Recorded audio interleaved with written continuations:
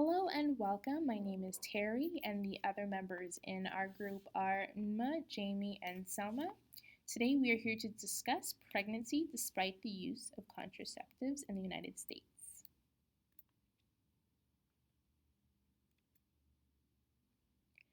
It would make sense to start off with Healthy People 2020.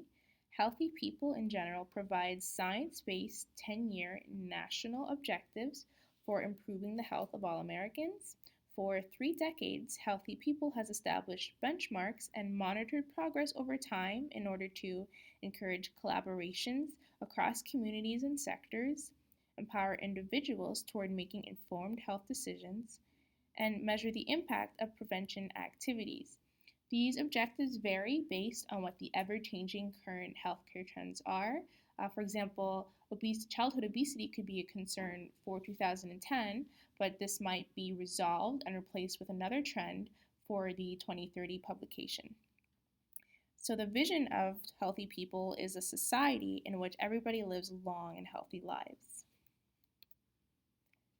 Its mission is to identify nationwide health improvement priorities, increase public awareness and understanding of the determinants of health, disease, and disability, and the opportunities for progress, provide measurable objectives and goals that are applicable at the national, state, and local levels, engage multiple sectors to take actions to strengthen policies and improve practices that are driven by the best available evidence and knowledge, and identify critical research, evaluation, and data collection needs.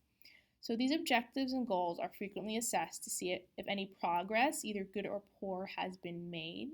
Data collection that is obtained from all the previously aforementioned levels of public health guide the interventions necessary to support reaching the identified goals.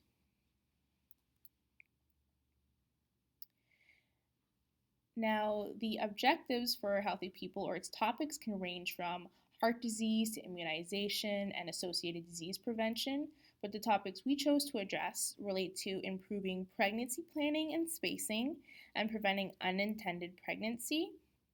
Within this topic was a specific goal, FB2, which is reducing the proportion of females who experience becoming pregnant despite use of a reversible contraceptive method. So our objectives for our NER 212 teaching learning assignment are to create awareness of the importance of teaching the right contraceptive methods to the public to reduce unwanted pregnancies. So the more informed they are, the less likelihood of them having a baby. Teaching cost-effective methods of contraception and how they could possibly access them, and the positive and negative outcomes, either socially or personally, of contraceptive use related to pregnancy. Now, at this point in time, there are 61 million US women who are in their childbearing years, and about 43 million of them, so roughly 70%, are at risk of an unintended pregnancy. In 2011 and 2013, approximately 62% of women aged 15 to 44 were currently using a contraception method. However, this was obviously not always the most successful. Unintended pregnancies. Unintended pregnancies can result from different factors, such as not having contraceptives at all, inconsistent or incorrect use of available effective methods. 51% of the pregnancies in the United States are unintended. United States has the highest rate of unintended pregnancies among developed nations.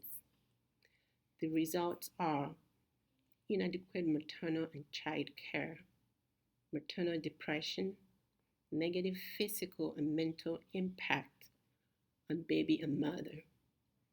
Both Healthy People 2020 and the American Congress of Obstetrics and Gynecologists have recognized the essential need to reduce unintended pregnancy by increasing the availability of contraception. According to the statistics in the map, In 2010, this is the public cost of unintended pregnancies. Effectiveness of contraception. The least effective contraceptions occurred in 18 to 100 pregnancies in 1 year. Male condom was 18%, female condom was 21%. The withdrawals were 22%. Sponge, 24% Paris women, 12% were the nulliparous women. Fertility awareness based methods were 24%. And spermicide, 28%. The effectiveness of contraception, as we can see, are 6 to 12 pregnancies per 100 women in a year. Injectable were 6%, the pills were 9%, the patches were 9%, the ring 9%, and the diaphragm were 12%, according to CDC. Nurse's role. The role of the registered nurse is to identify nursing implications for contraceptive use, provision of information on contraceptive options, guidance in choosing the best contraceptive option specific for each individual, and educating the woman on the pros and cons of contraception use, the options available, and proper use of the chosen method. The role of the nurse as patient educator is also well established and articulated in the job descriptions of both staff nurses as well as nurse leaders. Patient and family learning needs to include cultural preferences, which are assessed upon initial admission to the hospital or on initial outpatient visits and reassessed throughout the course of care. Doctor's visit. High quality interaction between patient and provider about contraception is associated with improved contraceptive use, yet little is known about how providers support patients in the decision making process. What to do is the question. The patient needs to ask questions, and the patient also needs to make sure the questions are answered before the end of their doctor's visit. Important questions or concerns to be mentioned would be asking the doctor about different kinds of birth control methods. How effective are the birth control methods? How reversible are the birth control methods? For example, this would be important for a woman planning on having children in the near future versus 5 years from now. Another question would be how much is the cost of birth control and how often is it needed, or how often does it need to be replenished? Is the medication covered by insurance? What's the convenience of the birth control method chosen? How many times does the patient need to come back to the office for follow-up visits? If the patient is a smoker, they need to ask about blood clot prevention. Education on the protection from STDs needs to be taught to the patient, and side effects such as nausea, headache, decreased sex drive, and weight gain in some cases need to be mentioned. Finally, the patient should be educated about emergency contraceptive methods such as Plan B.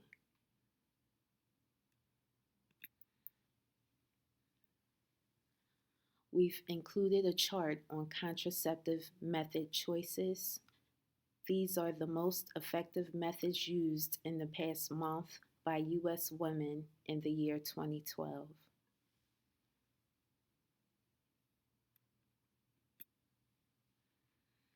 Our next topic is abstinence.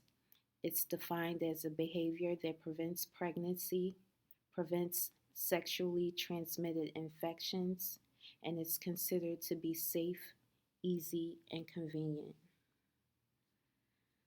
Many people think of abstinence in different ways. Some people think of abstinence as not having vaginal intercourse.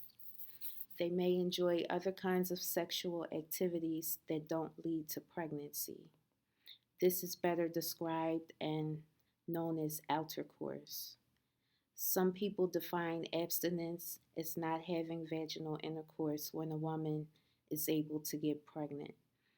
This is better described as periodic abstinence, which is one of the fertility awareness based methods of birth control. And finally, some people define abstinence as not having any kind of sex play with a partner. Being continuously abstinent is the only way to be absolutely sure that a pregnancy will not be experienced or an STD.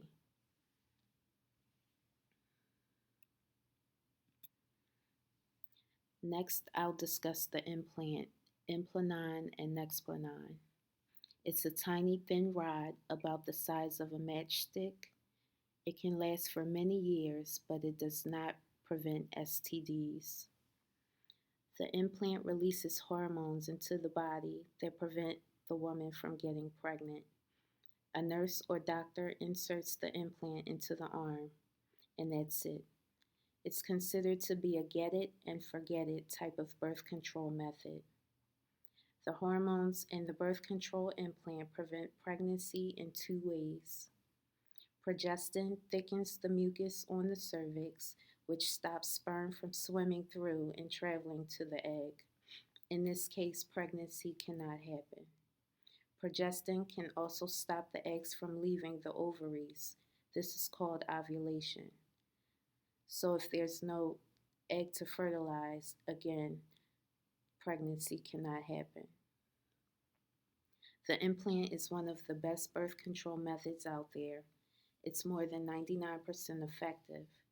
That means that fewer than 1 out of 100 women who use Nexplanon or Implanon implants will not experience pregnancy.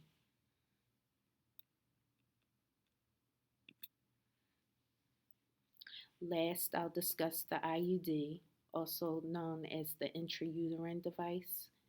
It's a small T-shaped device inserted into the uterus to prevent pregnancy. This method is also considered to be safe, effective, and long-lasting. It must be inserted by a healthcare provider, and the cost is between $0 to $1,000, and it also lasts for many years. There are 5 different brands of IUDs that are FDA approved for use in the US. They are the Paragard, Loletta, Mirena, Skyla, and Kylena. These IUDs are divided into 2 types. There's a copper IUD, which is the Paragard, and a hormonal IUD, which is the Loletta, Mirena, Skyla, and Kylena.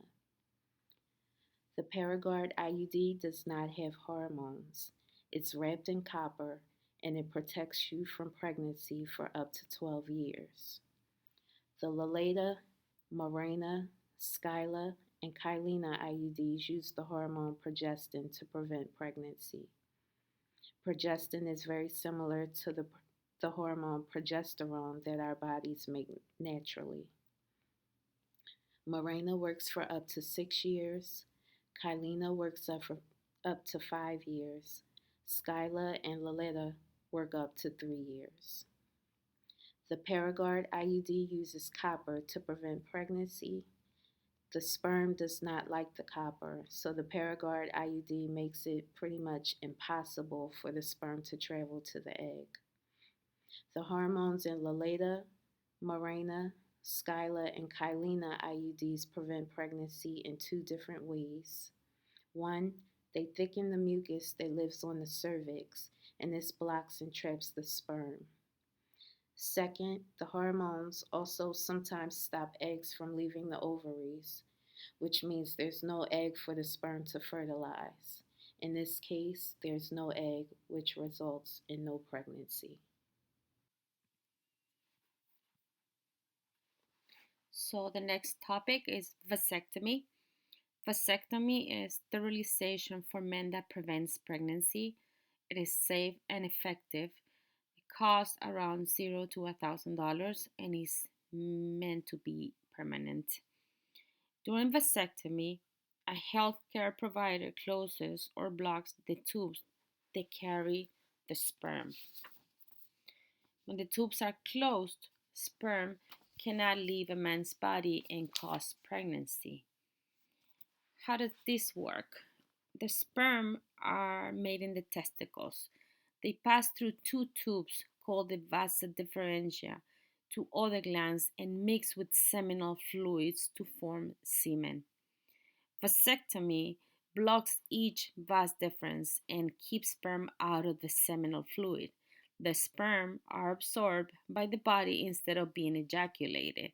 So without sperm, the ejaculation cannot cause pregnancy. Sterilization for women, or tubal sterilization or tube ligation, is a surgery that prevents pregnancy.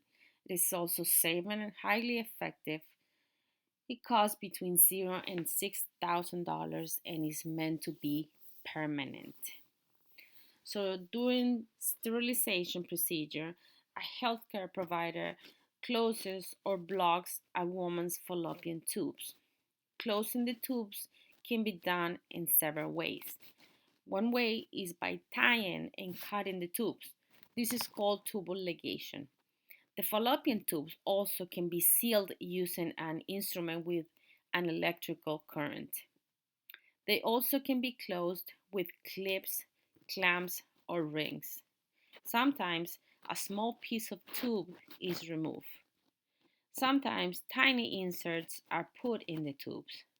Tissue grows around them and blocks the tubes. The brand name for this type of sterilization is Assure. So, how does this sterilization work? The eggs are made in a woman's ovaries. One egg is released each month. It passes through one of the fallopian tubes towards the uterus. Sterilization blocks each tube. Pregnancy cannot happen if sperm cannot reach the egg. So then the next topic is the morning after pill or emergency contraceptive. This is birth control that you or patient can use to prevent pregnancy up to 5 days, which is 120 hours after unprotected sex. There's two kinds of emergency contraception: the morning after pill and the Paraguard IUD insertion, which is safe and effective. It costs from $25 to $65 for the morning after pill, and from $0 to $900 for an IUD insertion. So how this works is the patient can get something that is called levonorgestrel morning after pill. The names are Plan B, One Step, Next Choice, One Dose, Take Action, My Way, and After Pill. You can get this at the local drugstores or pharmacy. There's no need of prescription. These types of morning after pills can lower chances of getting pregnant by 75 to 89% if the patient takes them within 3 days after unprotected sex. The patient can take Plan B, My Way, Next Choice, and other levonorgestrel morning after pills up to 5 days after unprotected sex. But the longer they wait, the less effective they are. These types of morning after pills are also less effective if the patient has a higher body mass index. In this case, the copper IUD or ELA would be better choices for them. The copper IUD used as an emergency contraception is going to a doctor's office or a facility, getting the Paraguard IUD within 120 hours which is 5 days after having unprotected sex. This is the most effective type of emergency contraception. Now, the Ella is the only brand name is Ella. It's a pill which has ulipristal acetate. For this one, you do need a prescription from a nurse, practitioner, doctor, but you can get fast medical consultation and prescription the next day if you go to their website. Ella can be taken up to 120 hours, which is 5 days after unprotected sex. And it works as well on day 5 as it does on day 1. So next, we're going to be talking about applications that you can use in your phone. There's cycle tracking or fertility applications. This can be used to prevent pregnancy effectively if it helps to identify the fertile window within the cycle of a patient. Um, the problem is have to be used correctly to be very effective. Works for more smartphones and in the programs. These programs are really easy to use, so that could be another choice for people how to keep track of their own bodies. The next video is gonna talk about something that is just got approved by the FDA, and it's called natural cycles. These natural cycles is an effective method of contraception if it's used correctly. The app gives knowledge to get to know their person's own body and truly understand how cycle works. Every cycle is different, but the thing is, patients can only get pregnant on up to 6 days in one cycle. This application finds the days for the patient. All they need to do is measure the temperature in the morning and enter into the application so they can get a green or a red light depending on what day of the month it is. So how the hormones they created this, the hormones affect temperature, and the main things from this algorithm is this takes account temperature and hormones. During menstrual cycle, temperature rises and falls slightly, which is due to changes in progesterone and hormone levels. When they talk about temperature, they refer to basal body temperature, which is a temperature of the body that reaches once it's at rest. It is important to measure with a specific tool, very precise with the 2 decimal point, after the patient has slept enough and just before getting up. So this application uses this tool to give you the days that you can have sex without getting pregnant.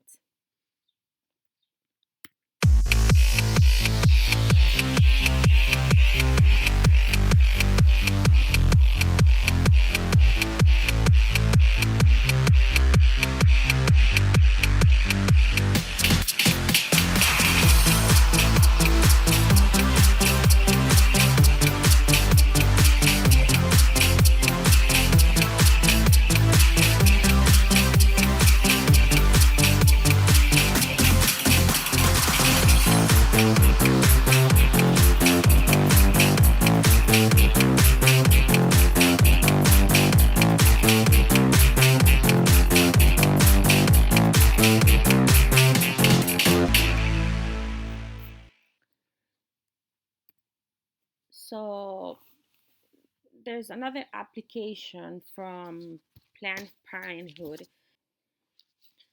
This is called Spot On. Spot On is the only period tracker that lets you track both your period and any birth control method that affects it, including the pill, patch, ring, implant, the shot, or IUD. It also makes it easier to manage your period and birth control by providing customized reminders for the method of choice and advice about what to do in case they get off track or they miss a dose. Um, this application is done by Planned Parenthood, and it has all the resources and the information that the customer needs, including side effects, how to stay on top of method, and general sexual and reproductive health questions.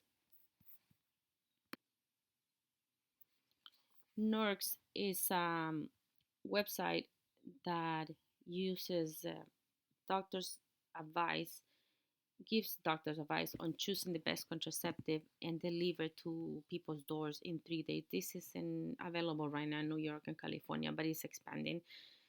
What they do is they use the resources to pair you with a right doctor. You can ask advice online and answer questions, and they look at your budget and they give you the best advice for your type of budget. And that also works for people that have no insurance. It is safe and secure and is HIPAA compliant. And the delivery is free. Another resource is Lemonade. For $15, a doctor reviews a woman's medical information and sends a pill prescription to a local pharmacy. This can be done very fast.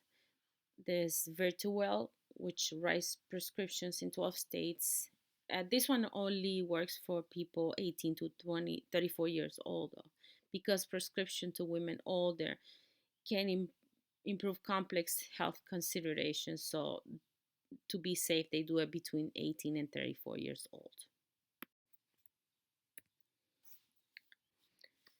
There is more help.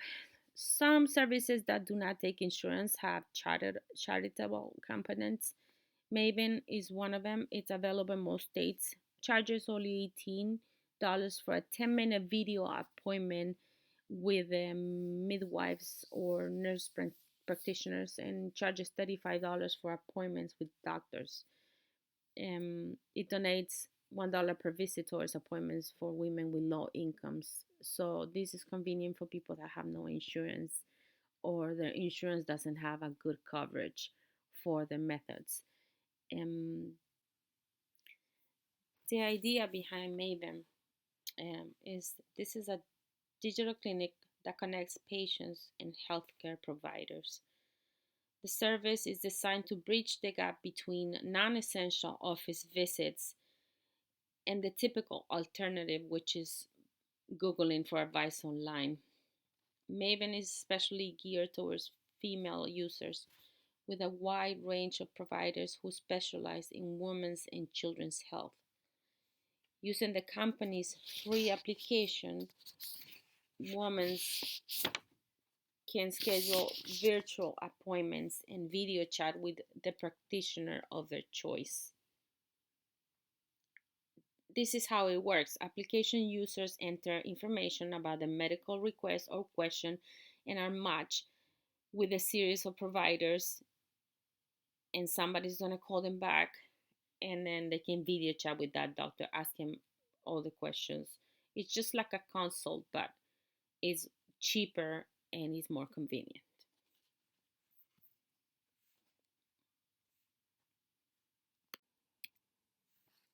In conclusion, we expected to have provided education related to contraceptive methods, the effectiveness and risk factors of contraceptive methods, and help identify the positive and negative outcomes of contraceptive methods use. Our intention in doing this presentation is to incorporate teaching topics about contraception to the public. We need to create awareness of the gaps in education about the public's perception and knowledge about contraceptive methods. And our goal is to reduce the number of unwanted pregnancies.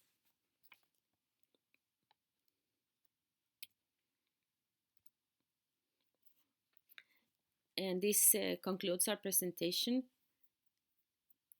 Thank you very much.